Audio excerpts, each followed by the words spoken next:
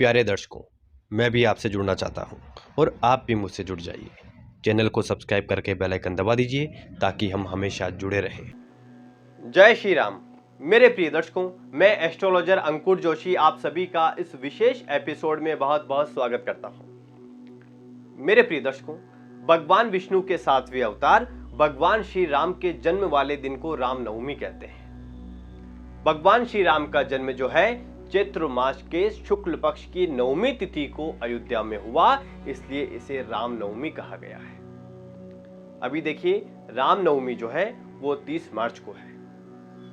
यह पूरे भारतवर्ष में बहुत धूमधाम से मनाई जाती है। विशेषकर इस दिन जो है भगवान श्री राम की जन्मभूमि अयोध्या में एक अलग ही आनंद का माहौल रहता है।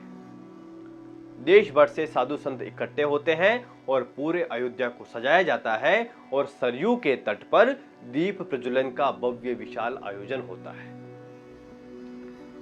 मेरे प्रिय दर्शकों, पृथ्वी पर फैले अत्याचार और असुरों के विनाश के लिए भगवान विष्णु ने मर्यादा पुरुषोत्तम श्री राम के रूप में अवतार लिया। अयोध्या के राजा दशरथ, जिनकी 3 पत्नियां थी, तीनों को ही संतान सुख प्राप्त नहीं हुआ, तो राजा दशरथ ने यज्ञ करवाया।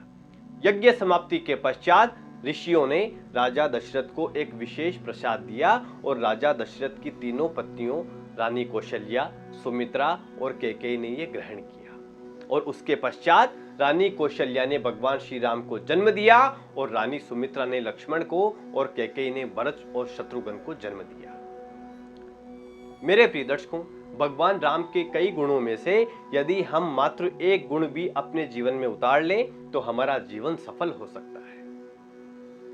भगवान श्री राम करुणा, सौम्यता, दया, धार्मिकता और अखंडता के अवतार थे। भगवान श्री राम के पास दुनिया की सारी शक्तियां थी, फिर भी वे बहुत शांत और बहुत सौम्य थे। भगवान श्री राम ने कठिन समय में भी धर्म का साथ नहीं छोड़ा और न ही अनीति को अपनाया, इसलिए ही उन्हें मर्यादा पुरुषोत्तम भगवान राम भी कहते हैं, जो कि हमें यह शिक्षा देते हैं कि हमें कठिन परिस्थिति में भी हार मानकर गलत कार्य नहीं करने चाहिए। मेरे प्रिय दर्शकों, रावण महान पंडित था, बहुत ज्ञानी था, विद्वान था और वह कई विद्याओं में पारंगत था, लेकिन उसे अहंकार हो गया।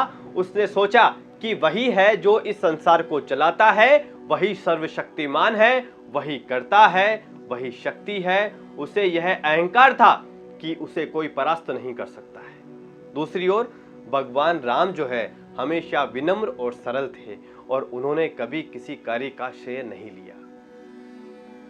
लंका में युद्ध के अंत में भगवान राम जो है सीता जी को शहर भ्रमण के लिए ले गए, जिसमें उन्होंने दिखाया कि जहां जहां भी युद्ध हुए थे वो स्थान उनको दिखाया। जब वे उस स्थान पर पहुंचे जहां उन्होंने रावण को मारा था और विजय प्राप्त की थी, तो उन्होंने सीता जी को यह बताया कि यह वह जगह है जहां रावण की मृत्यु हुई थी। उन्होंने यह नहीं कहा कि यह वह जगह है जहां मैंने राक्षस को परास्त किया या यह वह जगह है जहां मैंने रावण को मार डाला। यही उनकी विनम्रता थी, यही उनकी सरलता थी। रावण के अहंकार के कारण ही भगवान राम के हाथों उसका वध हुआ। हमें भी इस घटनाक्रम से बहुत कुछ सीखने की आवश्यकता है।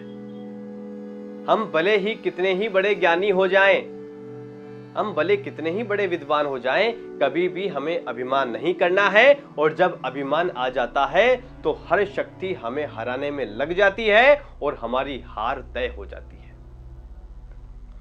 जो व्यक्ति जितना अधिक सरल और विनम्र रहता है, वह अपने जीवन में उतना ही ऊपर उठता है और सफलता प्राप्त करता है और सम्मान पाता है। मेरे प्रिय दर्शकों, भगवान श्री राम ने अपने हर रिश्ते को बहुत ही प्रेम पूर्वक और समर्पण से निभाया। उनसे जो है हमें बहुत कुछ सीख लेनी चाहिए। मेरे प्रिय दर्शकों, भगवान श्री राम एक पुत्र के रूप में हमें यह शिक्षा देते हैं कि हमें सम्मान पूर्वक और प्यार से अपने पिता के आदेशों का पालन करना चाहिए और अपने पिता की गरिमा के लिए, उनके मान सम्मान के लिए अपने आराम का त्याग करें और मेहनत करें। भगवान श्री राम एक सौतेले बेटे के रूप में हमें यह ज्ञान देते हैं कि जब आपकी सौतेली माँ आपके प्रति दयालु नहीं होती है, आपको नापसंद करती हो, अपने स्वयं के बच्चे के पक्ष में यदि आपके खिलाफ अपराध करती है, तो उससे नाराज नहीं होना है, उसके खिलाफ आप लड़ाई ना करें, उसे कुछ भी गलत ना कहें, उनकी और उनकी इच्छाओं का सम्मान करें। इसके अलावा एक भाई के रूप में भगवान श्री राम हमें यह शिक्षा देते हैं कि हमें हमेशा ही अपने भाई के प्रति प्रेम रखना चाहिए और उनकी भावनाओं की कद्र करनी चाहिए और हमेशा उनके सहयोग के लिए सदैव उपस्थित रहना चाहिए। इसके अलावा एक पति के रूप में भगवान श्री राम हमें यह शिक्षा देते हैं कि हमें हर कीमत पर अपनी पत्नी की रक्षा करनी चाहिए, हमें उसकी सुरक्षा और पवित्रता के लिए लड़ना चाहिए, लेकिन गृहस्थ जीवन को अपने जीवन में अंतिम भूमिका के रूप में नहीं रखना चाहिए। इसके अलावा भगवान श्री राम एक राजा के रूप में हमें यह शिक्षा देते हैं कि यदि कहीं आवश्यकता पड़े तो अपने लोगों के लिए सब कुछ बलिदान कर देना चाहिए और अपने खुद के आराम, अपनी सुख सुविधाओं के लिए और अपनी खुशी के बारे में चिंता नहीं करनी चाहिए। सदैव अपने राज्य को ही महत्व दें और राज्य को ही हमेशा अपनी जरूरतों से पहले रखने के लिए हमेशा तैयार रहना चाहिए। मेरे प्रिय दर्शकों, कलयुग में भगवान राम के स्मरण मात्र से मनुष्य सारी बाधाओं को, सारे संकट को पार कर सकता है। मनुष्य के अंतिम समय में भगवान राम का नाम ही मनुष्य को मोक्ष की प्राप्ति देगा। मेरे प्रिय दर्शकों, रामनवमी 30 मार्च को है।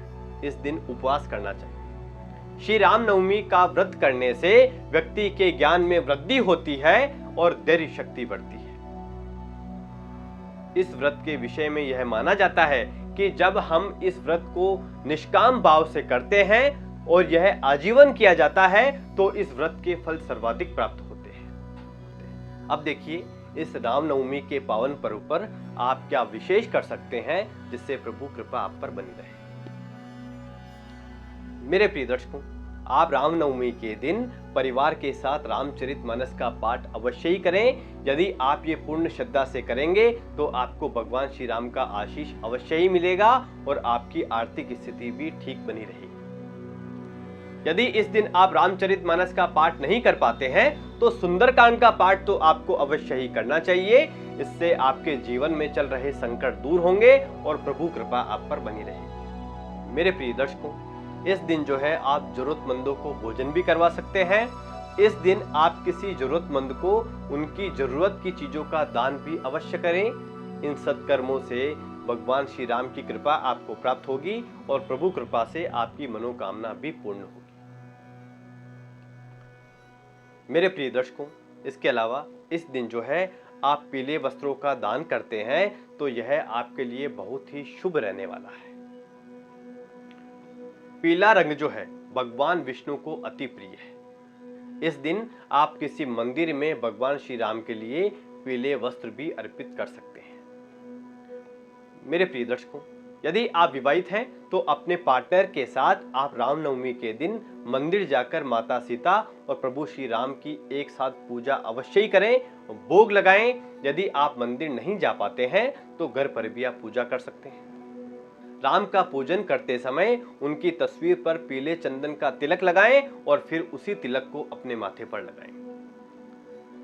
मेरे प्रिय दर्शकों, यदि आपके जीवन साथी के साथ आपके मतभेद रहते हैं, आपकी आपस में बनती नहीं है, तो सीता जी के चरणों में सिंदूर चढ़ाकर उसे अपनी मांग में भरें। इसके साथ ही माता से कामना करें कि आपके रिश्ते की मिठास बनी रहे।